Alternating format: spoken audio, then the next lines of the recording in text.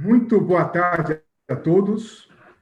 Sejam muito bem-vindos ao Table Topic 11, cujo tema é Trade Dress e outros atos confusórios, critérios de avaliação, posição doutrinária e jurisprudencial. Antes de tudo, eu gostaria muito de agradecer à diretoria e conselho da Associação Brasileira da Propriedade Intelectual, em especial para a nossa inexcedível Érica Diniz, nossa colega, nossa amiga, diretora executiva, que muito tem trabalhado para que os painéis, as plenárias, os table topics sejam da mais alta categoria e qualidade. Muito obrigado. Agradeço igualmente aos nossos queridos amigos, antes de tudo, e eminentes juristas que acederam ao convite. Dr. José Carlos Tinoco Soares e Dr. Antônio Ferro Ritti, que nos brindarão com suas palestras acerca desse tema interessantíssimo e que avulta importância. Por quê? Porque recentes decisões do Superior Tribunal de Justiça têm nos dado conta de que, ao versar a questão judicial sobre trade dress, há que haver uma perícia, porque é uma questão de fato.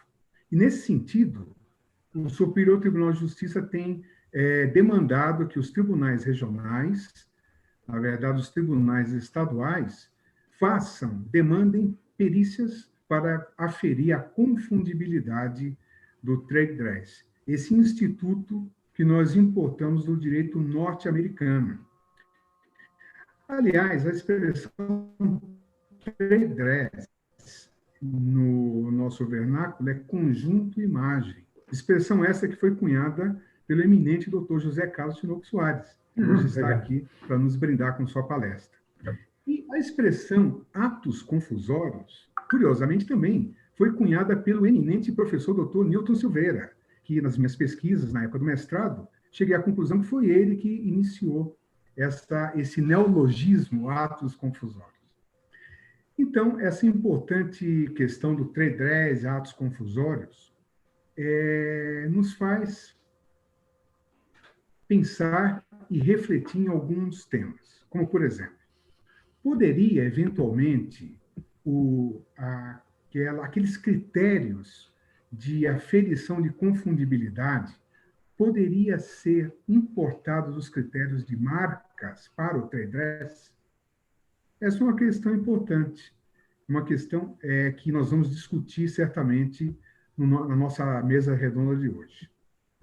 Eu pensei aqui uma expressão, um pensamento de João da Gama Cerqueira, no seu glorioso Tratado da Propriedade Industrial, e na sua obra, que são 3 livros, né?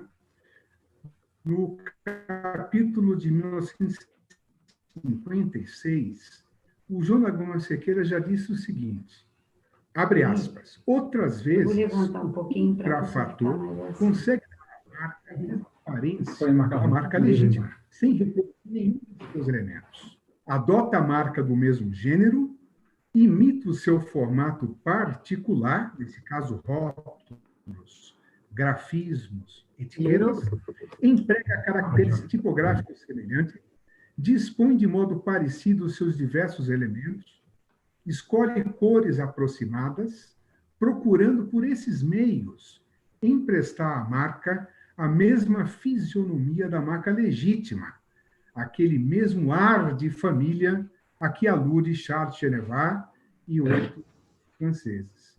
Logo, são marcas que conseguem ser diversas sem serem diferentes.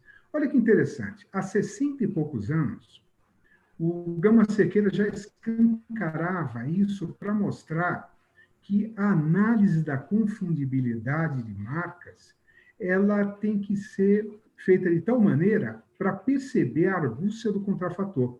E nos dias de hoje, o trade dress praticamente importou, né, essas lições de Gama Cerqueira e dos doutrinadores franceses, né? Eu posso citar alguns aqui que o Gama Cerqueira normalmente cita: Henri Allard, Eugène Pouillet, Edmond Picard, Yves Sangal e o próprio Genevard. Então, esses doutrinadores já haviam construído os critérios para a aferição da confundibilidade.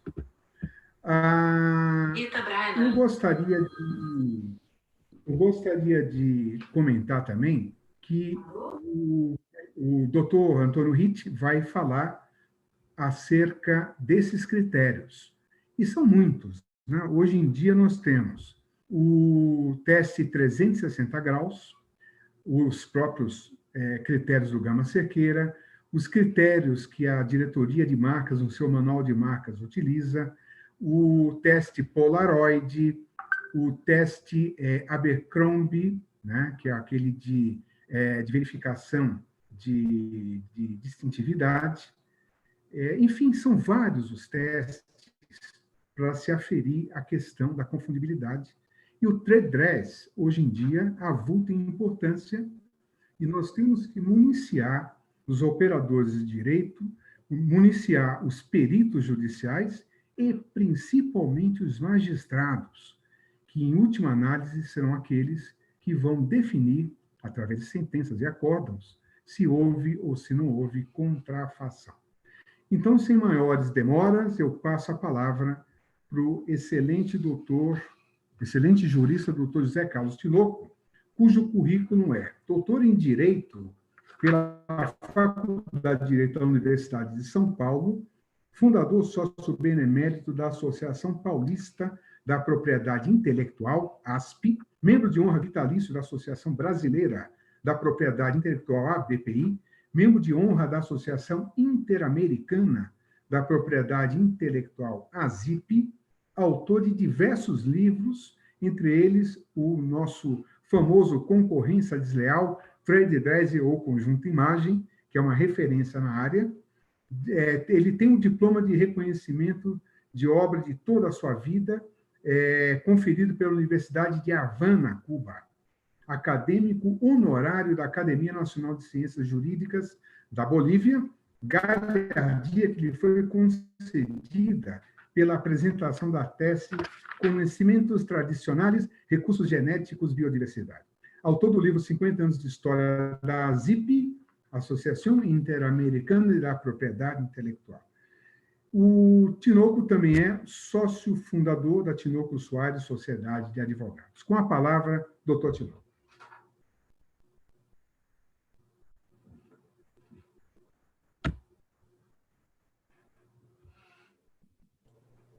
Tinoco, você precisa ligar o microfone, está no mudo, Tinoco. Zé Carlos, o seu microfone está desligado.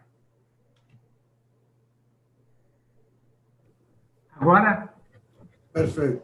Estão ouvindo? Estão me ouvindo? Sim. Estão me ouvindo? Ok? Posso começar? Pode, estamos ouvindo. Pode. Repito, boa tarde a todos os participantes deste evento. À comissão organizadora, o nosso agradecimento pelo convite. Os nossos cumprimentos, nosso respeito e consideração ao doutor Luiz Edgar Montauri Pimenta, muito digno presidente da ABPI. Meus prezados amigos que aqui estão e conduzirão conosco este painel, doutor Alberto Camelier e doutor Antônio Ferro Risse. Senhoras e senhores, a primeira pergunta, bem clara e bem objetiva, o que significa trade dress? Em razão do que consta nos dicionários, a palavra trade é igual a comércio, ofício, profissão, enquanto que dress corresponde a vestido, roupa e vestir-se. Logo, por via de consequência, a expressão trade dress se refere, num sentido geral, à vestimenta. Para nós, no entanto, desde há muito, é o conjunto imagem. Origens. Vamos falar um pouquinho de publicidade. Tudo começou no final da década de 80, quando nem se cogitava de uma proteção adequada para determinadas formas de procedimento de natureza uniforme e que se repetiam com regularidade. Eis porque, no prefácio de nosso livro, publicado em 1990, assim nos expressamos, almejando o que deveria ocorrer no futuro. Aspas. Procuramos dar uma efetiva proteção à aparência, formato, módulo, visual, etc., sob um elemento verbal ou figurativo para que do conjunto, quando aceito pela preferência dos consumidores e usuários, houvesse a sua identificação. Mais adiante, dissemos, aspas, desde longa data, as grandes empresas vêm se aproveitando de toda a gama de componentes internos das lojas, armazéns, restaurantes, laboratórios, recintos e estabelecimentos comerciais para reproduzi-los no todo ou em parte, ou em outros locais, sob o mesmo ramo de negócio. Desse conjunto fazem parte os móveis, em geral, como sendo as prateleiras, balcões, mesas, cadeiras, banquetas, suportes, etc. Os petrechos, tais como expositores, mostruários, vitrines, bandejas, letreiros, recipientes, embalagens, talheres, pratos, etc. Releve-se ainda que, desse mesmo conjunto, muitas vezes, faz parte integrante uma disposição e ou aplicação de linhas e cores, combinando entre si de maneira harmoniosa. Da repetição contínua e uniforme tem resultado um conjunto visual que se mantém numa série de estabelecimentos. Daí optamos por uma expressão muito mais ampla, isto é, o conjunto imagem. E assim se verificou nas viagens que fizemos no final da década de 80 aos Estados Unidos da América, ocasião em que constatamos o visual dos estabelecimentos, tais como McDonald's, Arby's, Popeye, Burger King e tantos outros. Eis que cada um deles se apresentava com um certo tipo de fachada, aplicação de certas cores, posição de logotipos, etc. Sendo que, na parte interna, havia também os com detalhes, o balcão principal, o mostruário das paredes, os menus, a disposição das mesas, cadeiras, etc. Aqui no Brasil, com certa identidade, havia também os visuais das lanchonetes Wells, das lojas Jeans Store e as características construções da empresa Gomes de Almeida Fernandes. Porém, o que mais nos impressionou nos